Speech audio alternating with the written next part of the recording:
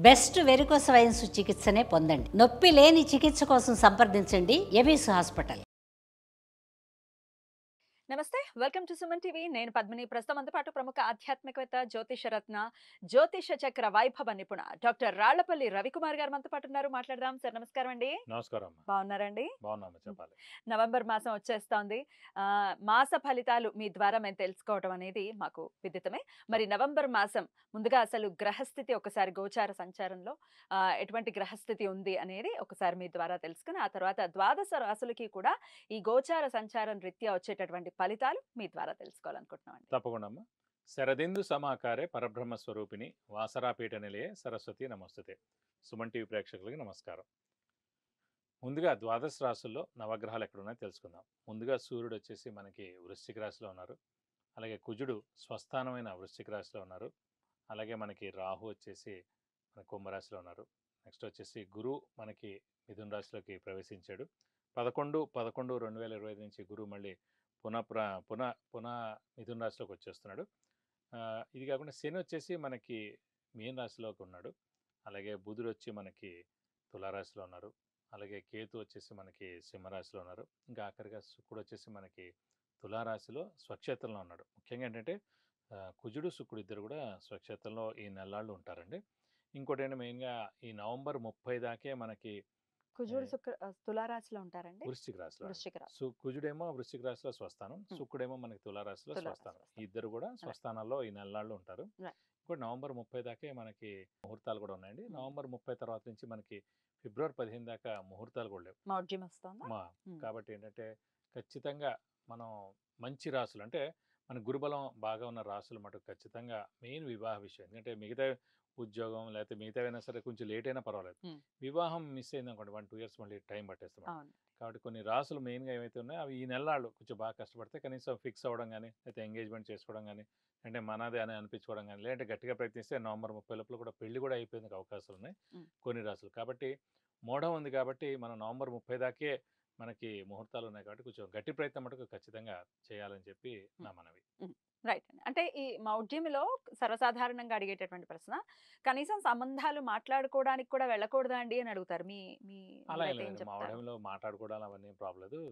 మాట్లాడుకోవచ్చు, ఏం ప్రాబ్లం లేదు. ఇక్కడ మెయిన్గా ఏంటంటే మనం ముహూర్తం అనేది ఇంపార్టెంట్, ఎంగేజ్మెంట్ అనేది ఇంపార్టెంట్, పెళ్లి అనేది ఇంపార్టెంట్.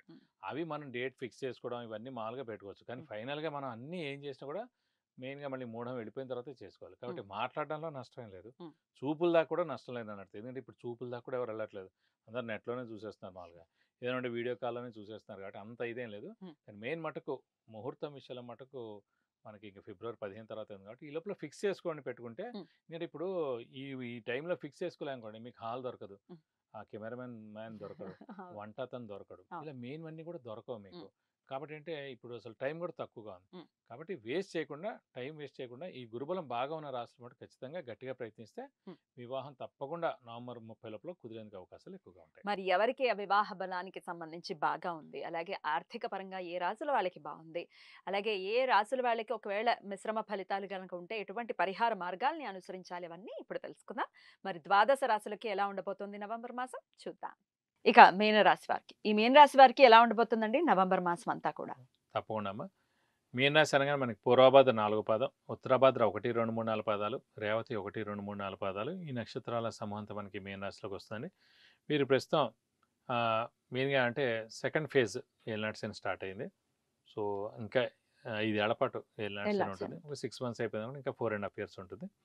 సో మేజర్ ఇంపాక్ట్ మటుకు కొంచెం ఉంటుంది. ఎందుకంటే మన రాశి ఎక్కడైతే ఉందో అక్కడ చంద్రుడు ఉన్నట్టు. సో చంద్రుడిని ప్రస్తుతం శని వచ్చి కలిసినట్టు. కొంతమంది ఎప్పుడు ఆలోచిస్తుంటాడు, ధైర్యపడుతూ ఉంటారు, మానసిక ఆందోళన, స్ట్రెస్, స్ట్రెయిన్ పడుతూ ఉంటారు కొంతమందిని చూస్తే. సాధారణంగా వృశ్చిక రాశి వారు ఎక్కువగా ఉంటారు అలాగా. కానీ ఇక్కడ ప్రస్తుతం మన చంద్రుడిని శని కలిసినందుకు ప్రస్తుతం మీన రాశి వారు కూడా ఇలాగే ఉంటుంది వాళ్ళ వ్యవహారం ప్రస్తుతం అయితే కనుక ఈ 2 ఏళ్ళు. మళ్ళీ మేషంలోకి వెళ్ళిపోతే శని ఇలా ఉండదు. ఎందుకంటే చంద్రుడిని శని కలిసి ఉన్నాడు కాబట్టి ఈ వ్యావరింగ్, స్ట్రెస్, స్ట్రెయిన్ ఇవన్నీ ఉంటాయి అన్నమాట. ఎక్కువగా ఆలోచించడం, ఆధారపడడం అన్నమాట. సో అది కాకుండా రాహు వ్యయంలో ఉండడం, 6 కేతు, అది ఎక్సలెంట్. చతుర్థ స్థానంలో గురువు ఉన్నాడు కాబట్టి 50% ఓకే దైవబలానికి. విద్యార్థులకు ఉత్తమం, ఎందుకంటే 4th house ఏంటంటే విద్యాస్థానం. సో ఖచ్చితంగా విద్యార్థులకి అత్యద్భుతంగా ఉంటుంది చెప్పాలి. మంచి ర్యాంక్ సాధిస్తారు, పోటీ పరీక్షల్లో నెగ్గుతారు, మంచి యూనివర్సిటీలో సీట్ వస్తుంది. సో వాళ్ళు మంచిగా జాయిన్ అవుతారు. ఏడాదంతా వేస్ట్ అవ్వకుండా వెళ్ళిపోతారు. సో నెక్స్ట్ ఇయర్ మే దాకా ఉంది. అంటే మే, జూన్ దాకా ఉంది. కాబట్టి ఇప్పుడు వెంటనే ఈ మధ్యలో లేకపోయినా కూడా మే, జూన్ లోపల జరిగినా కూడా ఎగ్జామ్స్ ఖచ్చితంగా వాళ్ళు బెస్ట్ రిజల్ట్స్ సంపాదిస్తారు. అలాగే వాహన స్థానం కూడా 4th హౌస్. సో ఖచ్చితంగా వాహనం కొనాలనుకున్న వాళ్ళు ఇది సరైన సమయం. వాహనం ఖచ్చితంగా కొంటారు. ఇంకోటి ఏంటంటే మీన రాశికి అదృష్టకారకుడు, యోగకారకుడు, లక్ ఫేవర్ చేసే గ్రహం కుజుడు అండి. అలాంటి కుజుడు భాగ్యస్థానంలో, స్వస్థానంలో ఉన్నాడు. ఆ. సో ఖచ్చితంగా అదృష్టం అనేది పరిపూర్ణంగా ఈ నెలలాళ్ళు ఉంటుంది.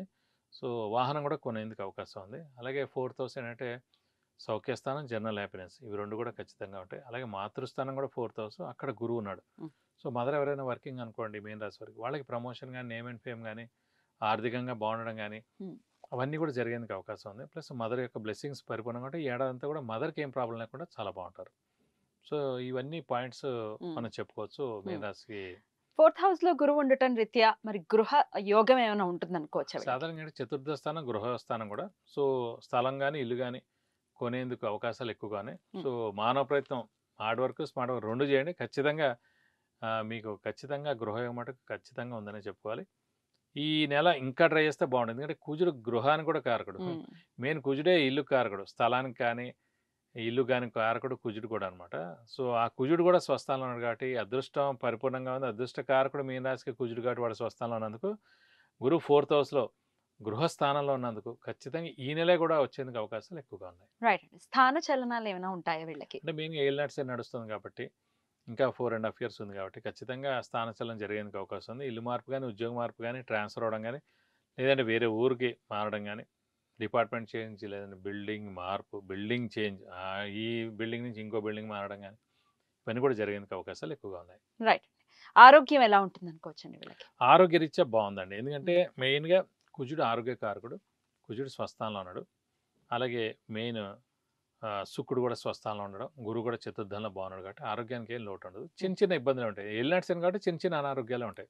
మేజర్గా అయితే ఏమి ఉండవనే చెప్పుకోవాలి. రైట్. వీళ్ళు చేసుకోవాల్సినటువంటి పరిహారాలు ఏమిటండి? వీరు మటుకు ప్రస్తుతం పరిహారాలు చేసుకోవాల్సిందంటే మెయిన్గా ఏలినాటి కాబట్టి ఇంకా 4.5 ఏళ్ళు ఉంది కాబట్టి ప్రతి శనివారం ఫిక్స్డ్గా ఉపవాసం అనేది పెట్టుకుంటాం ఉత్తమం.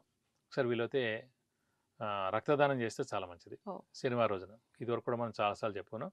మనకి మేజర్ ప్రాబ్లం మనకి యాక్సిడెంట్ అవ్వడం, లేదంటే మనకు ఒక సర్జరీ అవ్వడం, అయితే మన అనారోగ్యమై మన హాస్పిటల్లో చేరే సూచనలు ఎక్కువగా ఏలినాటి జరుగుతుంటాయి కాబట్టి అవన్నీ జరిగే లోపే మనమే ఒక రక్తదానం చేసామనుకోండి, బ్లడ్ డొనేట్, ఇది ఆల్రెడీ బ్లడ్ డొనేట్ చేసింది ఎవరికో ఎక్కిస్తారు. వాళ్ళు ఆల్రెడీ యాక్సిడెంట్ జరిగిన వాళ్ళు, లేకపోతే హార్ట్ ఆపరేషన్, ఏదో ఆపరేషన్ జరుగుతున్న వాళ్ళు ఎక్కిస్తారు. ఉపయోగపడుతుంది. సో వాళ్ళకి అది హెల్ప్ అయింది కదండి. సో వాళ్ళు బయటపడంగానే అమ్మయ్య బయటపడ్డా అని చెప్పి ఆ భార్య, పిల్లలు, తల్లిదండ్రులు అందరూ కూడా కోరుకుంటారు.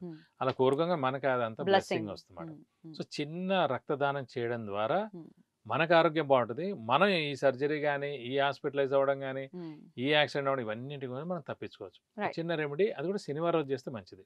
దేవతారాధన అయితే ఏం చేసుకోవచ్చు? మెయిన్గా అయితే ఏంటంటే ఏలినాటి కాబట్టి ఖచ్చితంగా వెంకటేశ్వర స్వామిని ఎక్కువగా ఆరాధించడం, అలాగే ఆంజనేయ స్వామిని ఎక్కువగా ఆరాధించాలి. సో వెంకటేశ్వర స్వామి అయితే బుధుడు మెయిన్ బుధవారం, శనివారం రోజున ఆయన టెంపుల్కి వెళ్ళి 40 ప్రదక్షిణాలు చేయడం, అంటే ప్రతిరోజు వెంకటేశ్వర స్వామి అష్టోత్తరం చదువుకోవడం, అలాగే బుధవారం కానీ శనివారం కానీ వెంకటేశ్వర స్వామి గుడికి వెళ్ళి అభిషేకం కానీ అర్చన కానీ చేయిస్తే మంచిది. అలాగే మంగళవారం, శనివారం ఏమో ఆంజనేయ స్వామి టెంపుల్కి వెళ్ళి 40 ప్రదక్షిణాలు, ప్రతిరోజు ఆంజనేయ స్వామి అష్టోత్తరం చదువుకోవడం, అక్కడ ఆకు పూజ కానీ, తాలపాకు పూజ కానీ, సింధూరు పూజ కానీ, వడమాల సమర్పించడం కానీ, ఇవన్నీ కూడా చేస్తే కనుక మీకు అన్ని విధాలా మంచి చేకూరుతుంది. చాలా చక్కగా తెలియజేశారండి. ద్వాదశ రాశులకి కూడా ఈ నవంబర్ మాసం అంతా కూడా ఎలా ఉండబోతోంది అనేది పరిహార మార్గాలతో కూడి చాలా చక్కగా మాకు తెలియజేసినందుకు ప్రేక్షకుల తరపున కృతజ్ఞతలు తెలియజేస్తూ నమస్కారం అండి. నమస్కారం.